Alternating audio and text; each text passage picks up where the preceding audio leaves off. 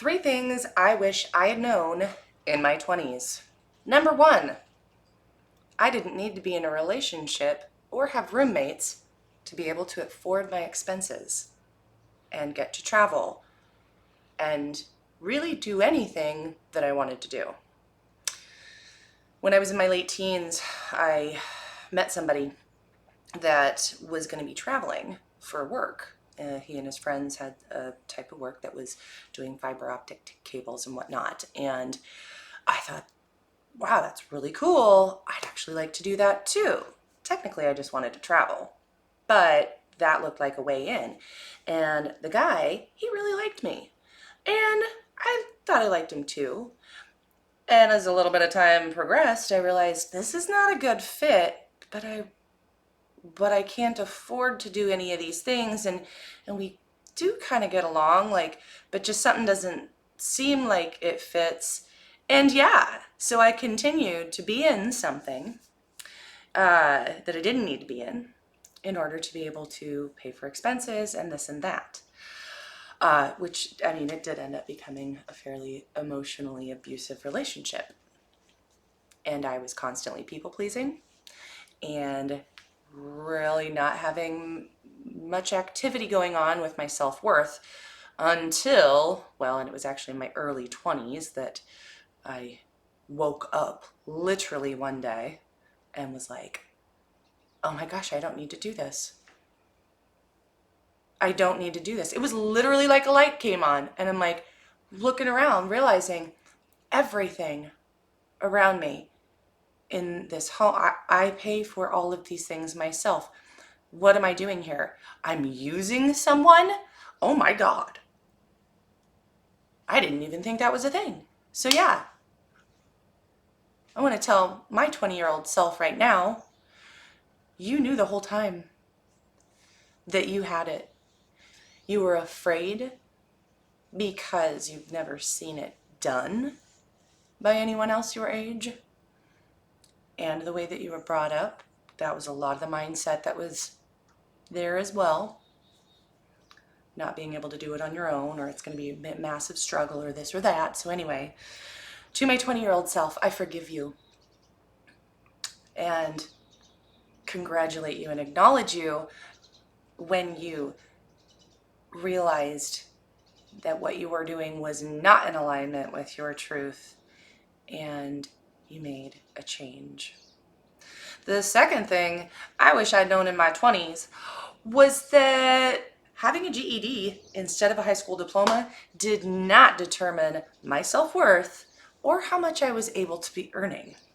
Actually, as a matter of fact, I had to leave school early, like in my junior year. I'd already been missing too many days in the very first couple of months because I was trying to work. My dad's health was declining rapidly, and I just was not present mentally or emotionally in school. I couldn't even, I wasn't there. And I even asked for help from like the counselor or something to get help to graduate, because if I didn't graduate, then that would mean I was less than everyone, because having a high school diploma was going to determine all of the rest of my future, right?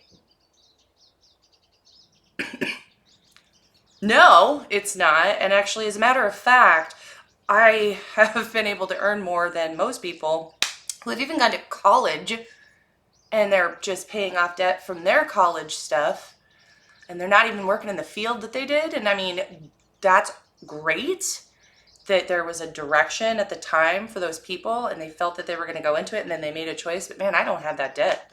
The only debt I have is paying for the certifications that I'm paying for out of pocket, and a couple of them have some loans, but I actually do quite well. And I haven't even given myself credit for that until recently.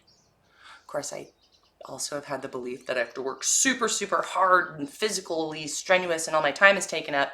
So that one I'm shifting now too. But next one, as far as the 20-year-old self, wishing I knew at my 20s, was that my intuition was always right.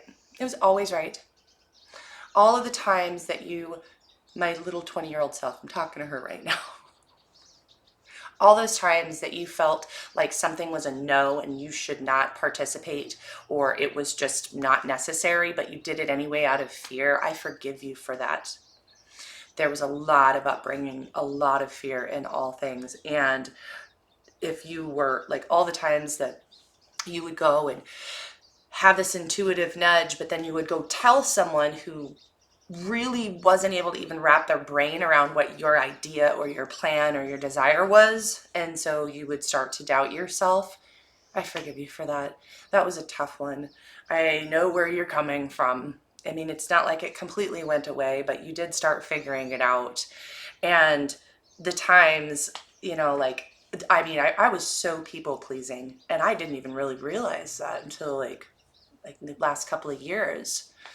Really, honestly, today I kind of had like this little, oh wow.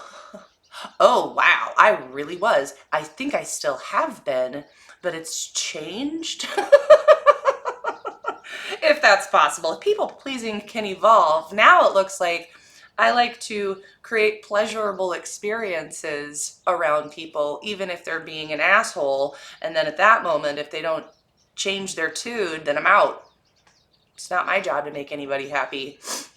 I mean, if anything, if someone's getting an attitude around me and it's their, I can see that that's where they're at, and that's perfectly okay. I don't have to control the situation. If I know that I am being as aligned and genuine as I am in that moment, then the only thing that I might need to adjust is my proximity to the person, like leave or, take a break.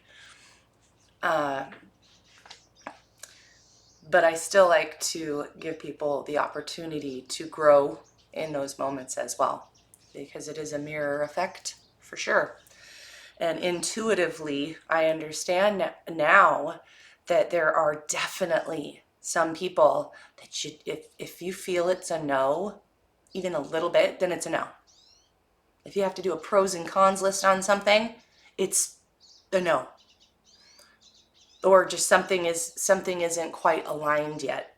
Get aligned. But yeah, my 20-year-old self did a really good job of people pleasing in order to have what she had, which really didn't feel like very much because she was cutting herself off from herself, thinking that she couldn't do it herself. And again, 20-year-old Jessica, I forgive you. You went through a lot.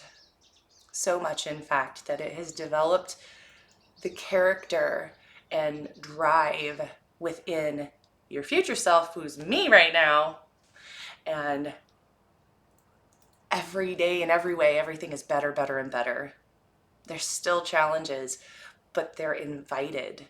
I invite challenge because that's the growth. I am not shunning away from those anymore.